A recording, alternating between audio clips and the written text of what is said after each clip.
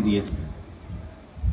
সেই শিক্ষার আলোকে আমরা এবং অন্য প্রাণী পৃথক হয়ে গেছি।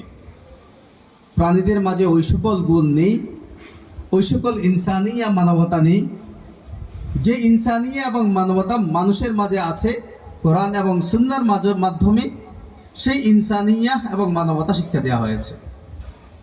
শুধু ব্যক্তি জীবন নয়, পারিবারিক জীবন, সামাজিক জীবন, রাষ্ট্রীয় জীবন, অর্থনৈতিক জীবন, ব্যবসায়িক জীবন, সকল ক্ষেত্রে একজন মানুষের যত সেক্টর এবং যত সেকশন হতে পারে সব ক্ষেত্রের জন্য মানবতার শিক্ষা কোরআন এবং সুন্নাহ মুহাম্মদ রাসূলুল্লাহ সাল্লাল্লাহু আলাইহি ওয়াসাল্লাম প্রেরিত হয়েছেন। রাসূলুল্লাহ শিক্ষা সিলেবাস হলো কোরআন এবং সুন্নাহ।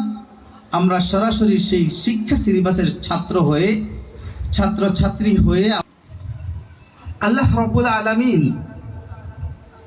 মুহাম্মদ রাসূলুল্লাহকে যে শিক্ষা নিয়ে পাঠিয়েছেন, কিয়ামত পর্যন্ত সেই শিক্ষা সিলেবাসটাই একমাত্র মানবতার শিক্ষা। মুহাম্মদ রাসূলুল্লাহ শিক্ষা সিলেবাস এবং শিক্ষা কারিকুলামের বাহিরে কোনো মানবতার শিক্ষা হতে পারে না।